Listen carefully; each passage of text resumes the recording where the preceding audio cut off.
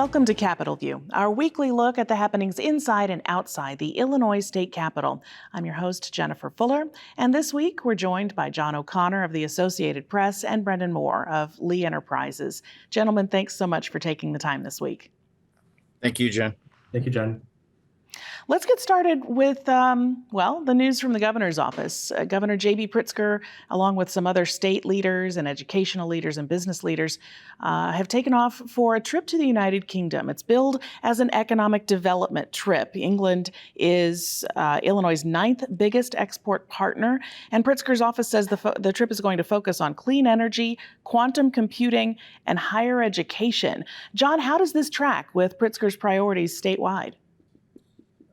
Tracks, in my view, fairly directly. He's at the Goodwood Festival of Speed today with a smaller group, a smaller contingent that he's paying for. The actual trade mission doesn't start till Sunday, when that group you mentioned will join him. But he's at this high-tech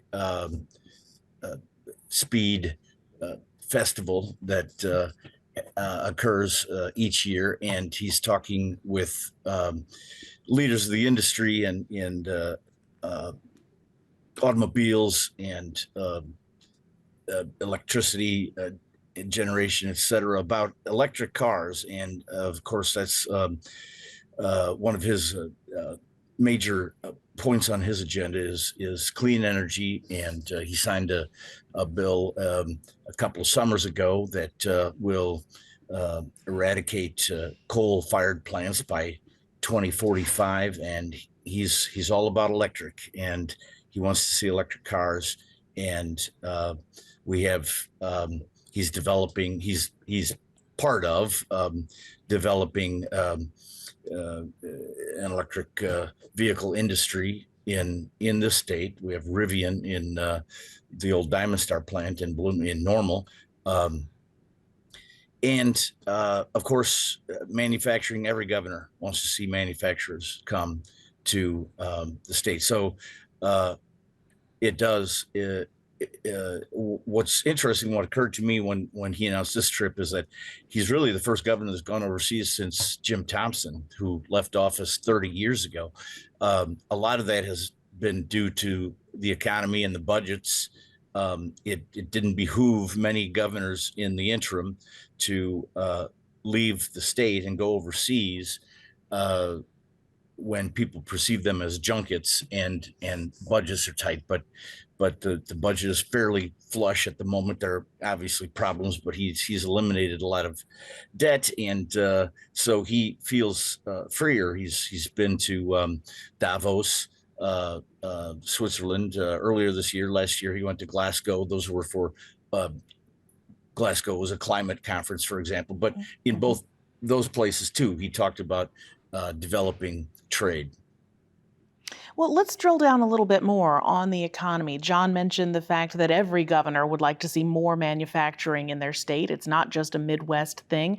But how do things look, Brendan? Unemployment numbers, can be a really mixed bag month to month, but the state leaders continue to say it's getting better, we're doing better, and we're starting to track more along with the national rates. Right. If you look at Illinois, if Illinois was its own country, I believe, and I have it in front of me, but we'd probably be a top 20, country in terms of GDP. Illinois has a very large, robust economy, and if you look at some of the smaller numbers in there, such as unemployment, Illinois has, at least for the past few years, been a little bit behind national trends. It's been a little bit higher than the national average, a little bit higher than some surrounding states.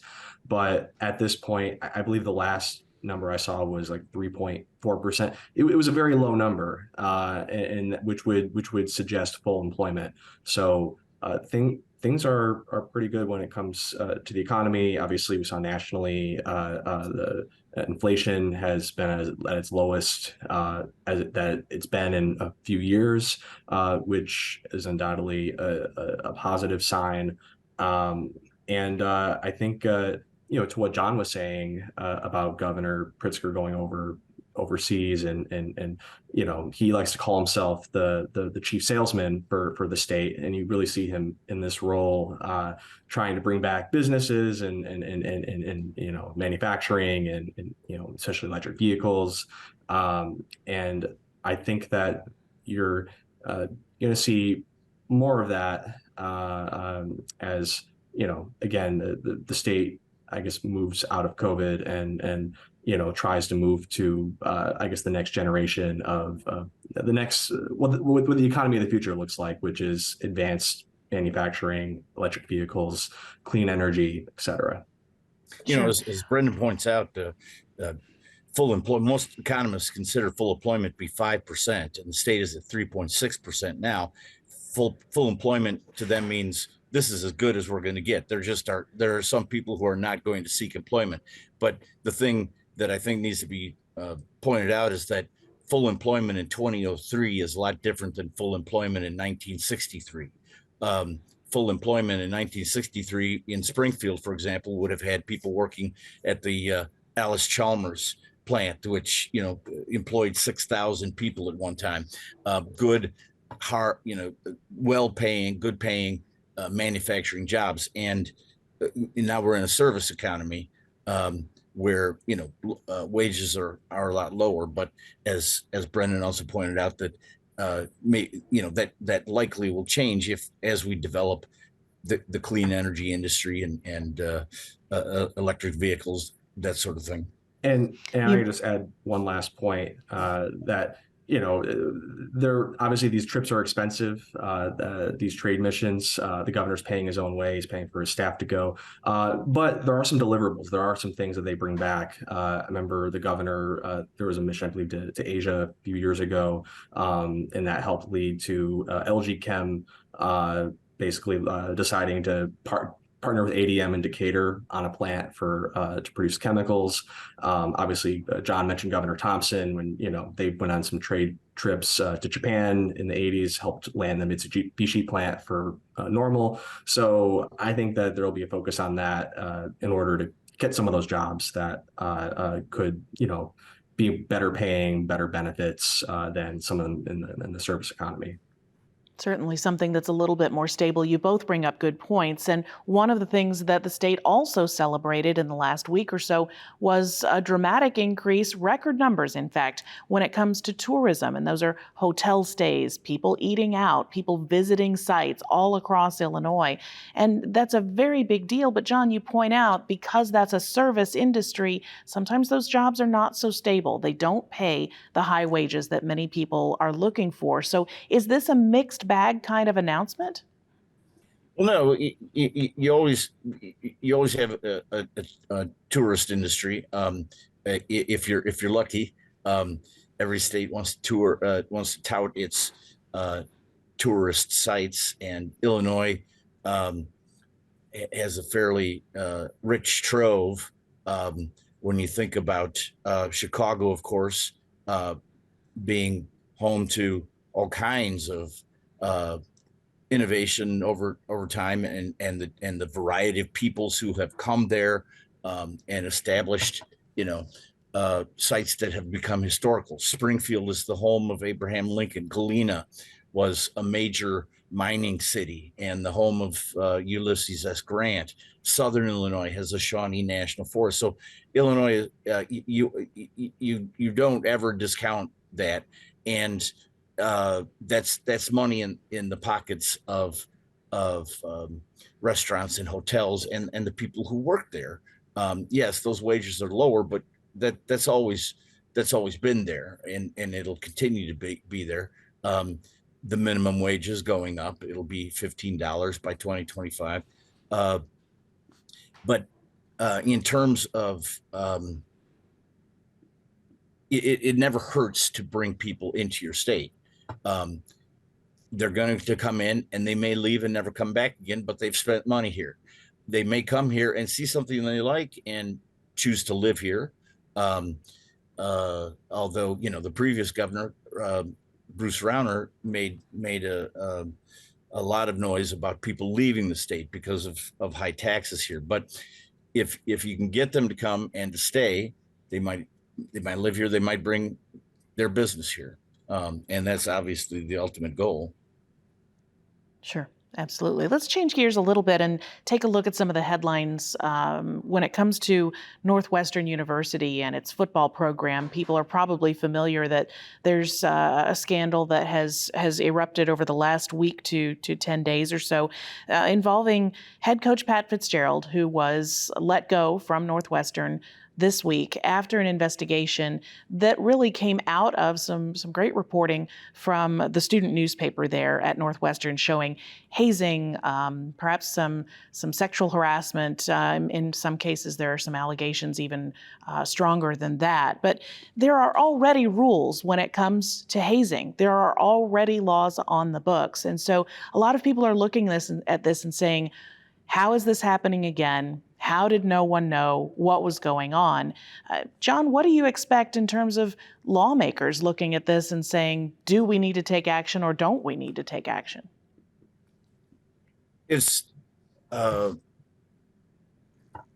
it's going to, as you mentioned, that Representative Cam Buckner has legislation to kind of stiffen the penalties for hazing. That's something that you see repeatedly in the legislature. You have a law on the books, this aggravated battery, but a policeman gets punched, then we have a new law that heightens the penalty for aggravated battery against a policeman. An elderly person's apartment is broken into and she is roughed up. Well, then we have aggravated battery against the elderly.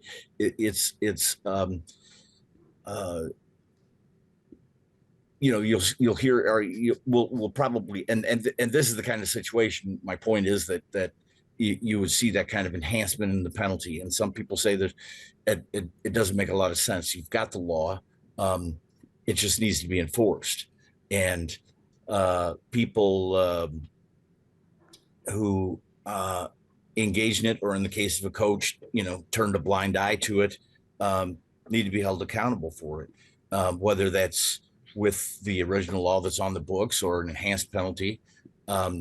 Legislators are here to make laws, and sometimes they some would argue they get carried away and pass too many laws, but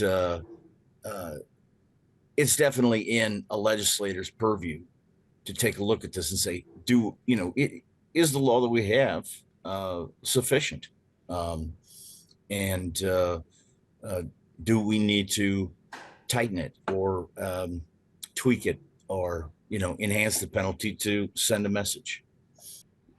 Brendan, when we take a look at the legislation from Representative Buckner, it really adds more teeth on specific things like gender equity issues, adding perhaps expanding protected classes, things like that, in cases of hazing and other types of harassment. John has mentioned that this kind of story gives legislation like this legs. Do you think that this bill, which didn't make it out of the legislature in the spring, might have more legs now that this story has broken? Yeah, I absolutely think so. I think oftentimes there are legislative efforts that really go nowhere until you get like a news peg. You get something that happens, whether it's somewhere else or here in Illinois. Obviously, this case, the hazing scandal happened at Northwestern, that spurs lawmakers to action. I think we've seen that in a number of issues. We saw that on abortion. We saw other states enacting restrictions. Obviously, the Supreme Court and lawmakers had a legislative response. Whether or not they're able to get something done on this is an open question. Whether there's enough will there to get something done, because as John said, I mean, there are some laws already on the books, but obviously Representative Buckner, former University of Illinois football player himself, has this legislation has been tasked by the speaker, who happens to be a Northwestern baseball alum. The baseball program also has a scandal there. So I think there's some interest there from legislators to look at this. They have a veto session coming up in October. Perhaps that would be a time where they could, stiffen some of these laws. Then again, in recent years, the legislature has shied away from penalty enhancements. So if there are penalty enhancements in this effort, that might be an uphill climb. But yes, it's very common for legislators are reactionary in some ways. They react to the news of the day. They react to things that happen to their constituents, happening in their communities, and this is no different. Sure. Brendan, I'm going to stay with you. You did some reporting this week. We spent a lot of time last week talking about former state senator and GOP gubernatorial nominee Darren Bailey challenging U.S. Representative Mike Bost for the 12th congressional seat in Southern Illinois. At the time, we were talking a lot about fundraising. We were talking about where levels of support might fall between these two very conservative lawmakers from very similar parts of the state. This week, though, some polling numbers, and it's still a long way to the primary. But were you surprised at all at what some of these numbers said? I don't know if surprised to be the right word. I think that I guess intrigued is maybe more appropriate word. The poll showed that Mike Bost, the incumbent, at 43%. And challenger Darren Bailey at 37%, the rest undecided. It's an intriguing result because it's kind of unusual for an incumbent congressman to be below 50% and only up single digits against a primary challenger. Usually incumbents have a lot of advantage in terms of name ID. They obviously, have run before and their constituents know them. But obviously this is a unique case. Darren Bailey has a lot of name recognition. He just ran statewide last year. So there's a lot of residual from that. There's actually within these results, it shows that he actually has higher name recognition than Mike Bost does within the 12th congressional district, which is not a great sign if you're the incumbent, but also I guess presents an opportunity because he has possibly more room to go up if he gets his name ID up, and he'll have a chance to do that because he has a pretty large money advantage. He has over $1 million in his campaign account. The NRCC, the Republican campaign arm, is going to come out for him, and Bailey has no money. So I think that he has room to grow. It's not a great, again, you don't want to be an incumbent at 43% in single digit lead. That's not a great place to be. But he has opportunities to grow. There were also some regional differences. Bost was very strong in the Metro East and Little Egypt, deep Southern Illinois. Bailey was very strong in Southeastern Illinois and Central Illinois, some of the areas that he represented in his old Senate district. So it just shows it's going to be a barn burner of a race, that this is not going to be, one of those where, you can put it to bed pretty early. This is going to be a dogfight. Not only is it he only up by 6 percentage points, but Brendan, isn't the margin of error plus or minus 3%, which would make it a dead heat. Yeah, that's a good point, John. It's basically a tie, which would be very disappointing for Bost, as Jeremy just pointed out. But this is right, as Jennifer pointed out, is at the very beginning, and we just got a bump, or Bailey just got a bump because he just announced, and of course that name's been in the news, so that gives him a bump. But I was very surprised to see Mike Bost, who's been virtually untouchable since he went to Congress, to be even that close, as Brendan pointed out. Does it seem at all, Brendan, like this is, and we touched on this a little bit last week, the 12th district as it is drawn now is still relatively new to Representative Bost. It expanded quite a bit when they redrew the maps 2 years ago. Last year was the first year that Bost was running in the area that includes where Senator Bailey is from. So does this feel more like an incumbent running against an incumbent? I suppose, again, in some sense, because I think Bailey has some benefits of that an incumbent would have in terms of, people know who he is. They're familiar with him from when he was in the legislature, ran for governor. And as you said, this district is quite different. The Democrats who controlled the redistricting process last time took out a lot of the Metro East portions of this district and added a lot of deep Southern Illinois, Southeastern Illinois, some of these areas where Darren Bailey represented and has a lot of grassroots support. So it certainly is. It's a different district than the one Boss represented for the first 8 years that he was in Congress. And so I think it's going to be incumbent upon him to I guess introduce himself to a lot of these voters, because quite frankly, a lot of people don't really pay attention to Congress. And so he's going to have to get his name recognition up. He's going to have to run some positive ads, introducing himself, explaining what he's done in Congress and why he would be a better representative for them than Darren Bailey. And there's a way to do that. I mean, if they execute, he can certainly do that. But yeah, so some of the benefits of incumbency are I guess not there for Boss in that sense, because he is so relatively new for a lot of the voters in this district. Still a lot of time to go, too. We're talking about roughly, I believe, if my math is right, something like 8 months before the primary. So there's a lot of time for all of that to change. We'll keep an eye on that. John, I wanted to touch on an investigative piece from Capital News Illinois, ProPublica, and Lee Enterprises Midwest, taking another look at the Choate Mental Health and Rehabilitation Center in Union County in Southern Illinois, but also other state-run facilities where there are instances and reports of abuse, neglect, mismanagement, those sorts of things. We're seeing Republican lawmakers again call for hearings and additional action being taken through the Department of Human Services and elsewhere. This investigative report continues to turn up new information, but a lot of people are saying they're not surprised. John, is change coming, or is this something that may be a black eye for the Pritzker administration going forward? That's a very good question, Jennifer. It shouldn't be a surprise when we found out about